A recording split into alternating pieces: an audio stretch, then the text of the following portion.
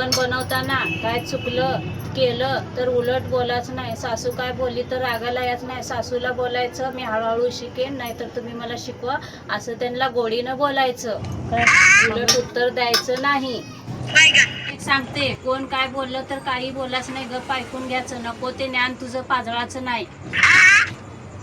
अजून एक सांगते तुला, हे सगळे तुझे छोटे कपडे आहेत ना, इथंच ठेवून जा, घेऊन जाऊ नको अजिबात. आणि लग्नानंतर असे कपडे घालू नको की लोक नावं ठेवतील असे.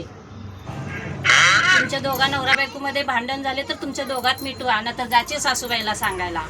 त्या कामामध्ये चुका काढले तर असं बोलू नको की मी नाही करणार तुम्हीच करा म्हणून. सनी अरे यार, अरे यार हे म्हणणं पहिलं इथंच थांबव तुझं. नाही तर पप्पाशी कचा कचा कचा भांडतेस ना, तसं तिथं सासऱ्यासोबत नको भांडू. तोंड बंद ठेवायचं एकदम. 2 तास झालं बाथरूमला गेली, तेवढ्या वेळ लागते बाथरूमला?